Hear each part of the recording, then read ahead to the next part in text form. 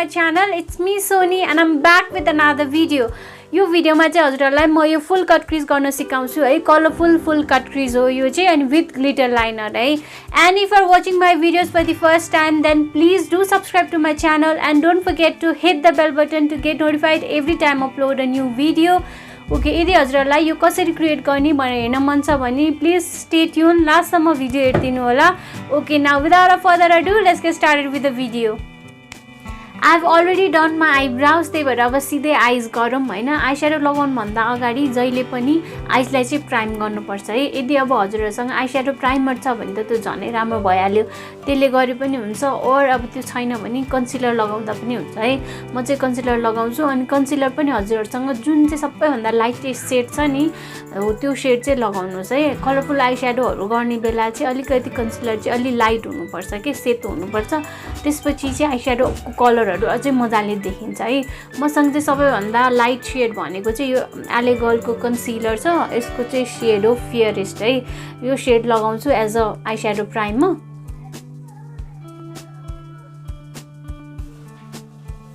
यो लगाइसकेपछि चाहिँ यस्तो बफिङ ब्रश लिएर चाहिँ ब्लेन्ड गर्छु है.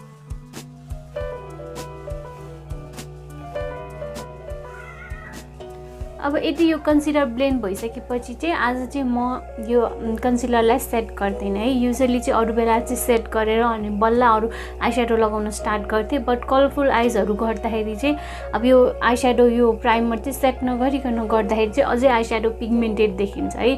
त्यही भएर चाहिँ अब एकछिन यसलाई चाहिँ हल्का ड्राई हुन दिन्छ है. लगाउने अनि त्यसको माथि लगाइ नहाल्ने, त्यो भयो भने पनि ब्लेन्ड गर्नलाई गाह्रो हुन्छ. त्यही भएर एकछिन हल्का यसरी छाम्दाखेरि अलिकति हुन्छ नि ट्याकी भन्छ नि त्यो टाँसिने टाइपको हुनु पर्यो अनि एकछिन चाहिँ ड्राई हुन दिन्छु है. अनि त्यति बेरसम्म चाहिँ म मेरो ब्राउ बोन चाहिँ हाइलाइट गरिहाल्छु है.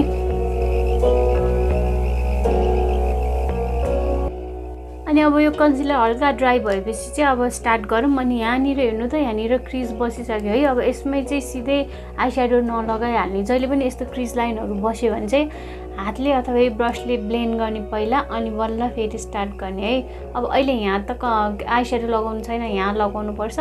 सो अहिले यतिकै क्रिज भए पनि केही पनि हुन्न. अहिले एकछिनपछि ब्लेन्ड गरेर बल्ल आई स्याडो लगाउने है. आई स्याडोको लागि अब कलरफुल आई स्याडो प्यालेट हजुरहरुसँग जुन छ त्यो युज गर्दा हुन्छ. मसँग चाहिँ यो अब मर्फीको ज्याक्लिन हिल बनाएछ एक्स जेम चार्ल्स प्यालेट छ हो, त्यही युज गर्छु है. अब यसबाट चाहिँ म चाहिँ फर्स्ट कलर चाहिँ यो रेड कलर युज गर्छु है. अनि अब यस्तो यो कलरफुल आइजहरु गर्ने बेला चाहिँ धेरै ठुलो ठुलो ब्रशेसहरु नलिनु है.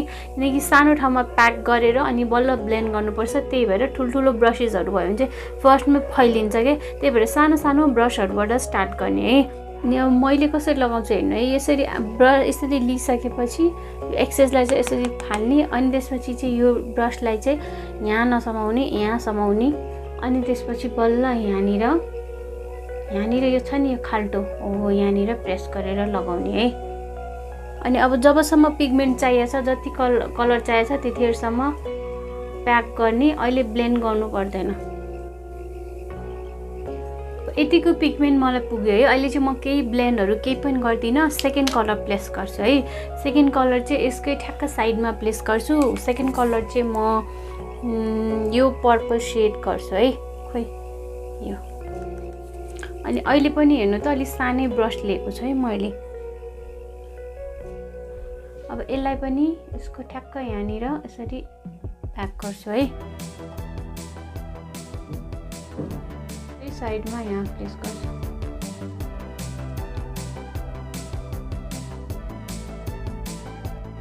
भाइ टिका लगाउँदाखेरि कलर लगाउँछ नि हो त्यस्तै लागिरहेछ.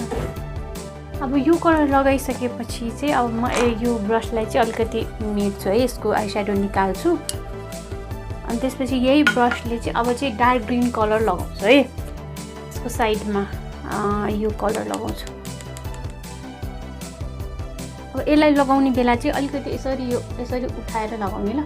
फुल कट क्रिज गरिन्छ नि यसरी जान्छ नि त. त्यही भएर अब यति कलरहरु सबै प्लेस गरिसकेपछि चाहिँ अब चाहिँ ब्लेन्ड गर्ने है. अब ब्लेन्ड गर्दाखेरि चाहिँ सानो ब्रश लिएर पहिला यसलाई हल्का ब्लेन्ड गर्छु. अनि यसलाई मजाले ब्लेन्ड गर्नको लागि चाहिँ यो सेड लिएर ब्लेन्ड गर्छु है।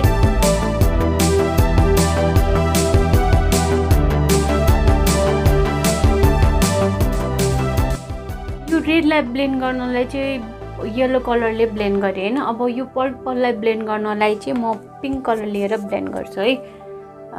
कुन कलर? यो कलर लिएर ब्लेन्ड गर्छु।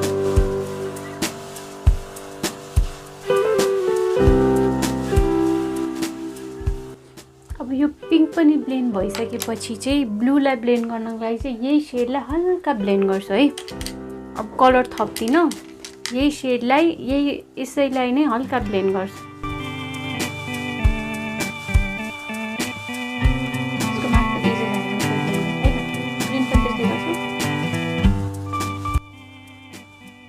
अब यो सबै ब्लेन्ड भइसकेपछि चाहिँ अब फुल कट क्रिज गर्नको लागि चाहिँ यस्तो क्युटिप लिन्छु एउटा, अनि यो माइसेलर वाटर लिएर यसलाई भिजाएर क्लिन गर्छ। यसरी गऱ्यो भने चाहिँ हाम्रो यो एक्सेसिभ कलरहरू छ नि सबै निस्किन्छ, अनि पछि कट क्रिज गर्दाखेरि चाहिँ एकदम क्लिन देखिन्छ है। यस्तो क्युटिपमा अब यसरी लिएपछि अनि यो गर्दाखेरि चाहिँ आँखा चिम्लेर यसरी नगर्ने ल, आँखा खोलेरै गर्ने। अनि यो क्रिज लाइन छ नि त्योभन्दा ठ्याक्क माथि कट गर्ने।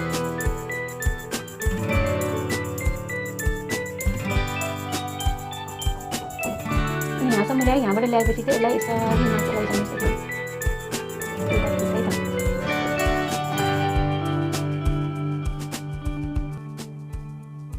अब यति क्लिन भइसकेपछि चाहिँ अब फेरि यो व्हाइट कलरको कन्सिलर लिएर फेरि मजाले लगाउँछ है।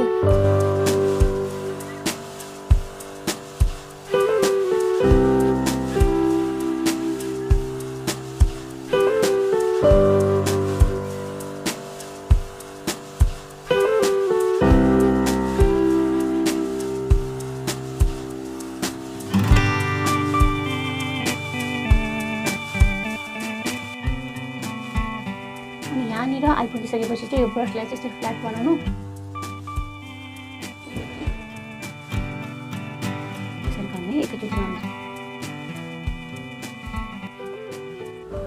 अब हेर्नु त यहाँनिर अघि भनेको थिएँ नि यहाँ क्रिज लाइनहरू बसिसक्यो भनेर, त्यस्तो बस्यो भने चाहिँ पहिला यसरी यसलाई ब्लेन्ड गर्ने अनि बल्ल यसलाई सेट गर्ने है। कलरले सेट गरिहाल्छु है त।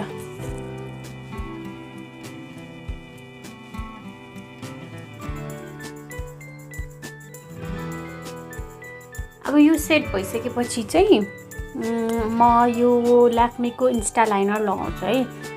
ब्ल्याक कलरको लाइनर अब हजुरसँग जुन छ त्यही लगाउनुहोस्। मलाई चाहिँ यही मनपर्छ, सो म यही लाग्छ जुन लाइनर लगाउँछु है।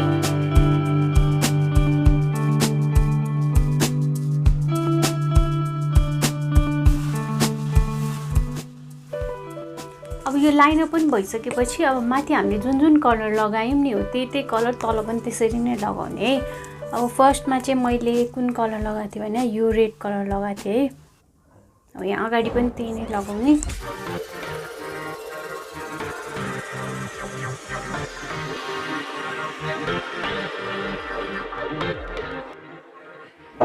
यो रेड कलर भइसकेपछि अब सेकेन्ड कलर भनेको पर्पल लगाएको थिएँ है। अब म फेरि पर्पल लगाउँछु।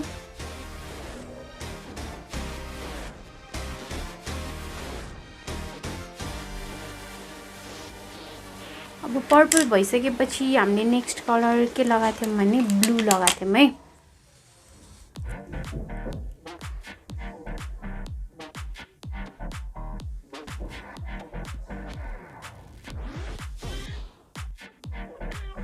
अब ब्लू पनि लगाइसकेपछि चाहिँ लास्ट कलर भनेको के थियो? ग्रीन है। ग्रीन लगाउँछु, डार्क ग्रीन लगाउँछु।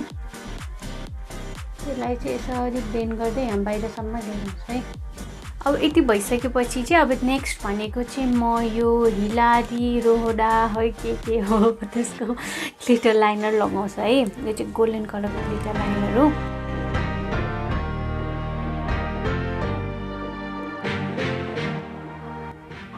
अब यो ग्लिटर लाइनर पनि लगाइसकेपछि चाहिँ अब नेक्स्ट भनेको चाहिँ अब ल्यासेसलाई कर्ल गरेर मस्कारा लगाउँछु है। अनि मस्काराको लागि चाहिँ आज म यो एसेन्सको get big lashes volume mascara लगाउँछु है।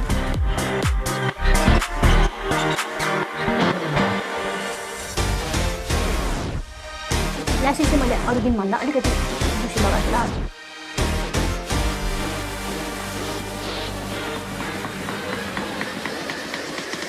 द डिफ्रेन्स ल्यासेस कस्तो डिफ्रेन्ट देखिन्छ है ल्यासेस पनि भइसकेपछि चाहिँ अब मेरो बेस मेकअप चाहिँ म अफ क्यामेरा गरेर आउँछु अनि त्यसपछि चाहिँ विल कन्टिन्यू अब यो तल लोअर ल्यास लाइनमा गर्नलाई है अहिले चाहिँ मेरो बेस मेकअप सबै गरिसकेँ होइन अब चाहिँ लोअर ल्यास लाइन कम्प्लिट गरौँ है त माथि हामीले जे गर्यो नि तल त्यही नै फलो गर्ने हो होइन पहिला चाहिँ म एउटा ब्ल्याक कलरको आइलाइनर लिएर पहिला लाइनर लगाइहाल्छु है लाइनरको लागि चाहिँ हजुरलाई थाहा पनि भइसक्यो होला है म यो ल्याक्मीको आइकनिक काजल लगाउँछु है भइसकेपछि चाहिँ हामीले माथि कलर जे लिएको थियौँ नि फर्स्टमा चाहिँ रेड कलर लिएको थिएँ है अब यहाँ पनि म रेड कलर लिन्छु यहाँ लगाउँछु है त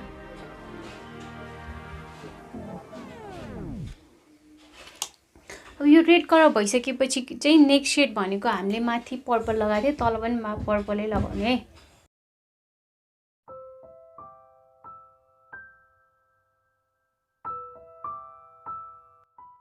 अब पर्पल भइसकेपछि चाहिँ नेक्स्ट भनेको चाहिँ ग्रीन लगाउँछु है dark green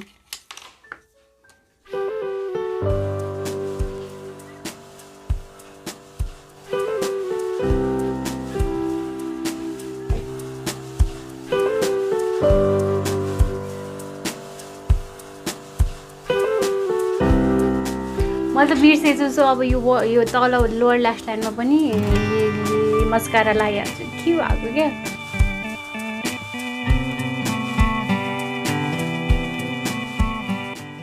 let's move to lips है त लिप्सलाई चाहिँ अब पहिला आउटलाइन गर्नलाई चाहिँ मेरो फेभरेट लिप लाइनर लगाउँछु यो एसेन्सको लिप लाइनर हो यसको चाहिँ सेड हो डिपली इन्टक्सिकेटेड है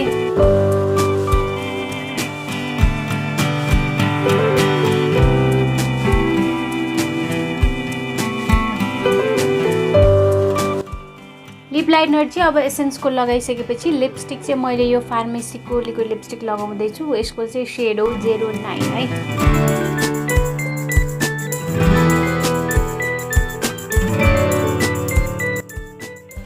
लिपस्टिक पनि भयो होइन अब लिपस्टिक पनि भइसकेपछि चाहिँ लास्ट स्टेप भनेको चाहिँ अब म फेरि यो वेट एन्ड वाइल्डको सेटिङ स्प्रे लिएर त्यसपछि सेट गर्छु है ल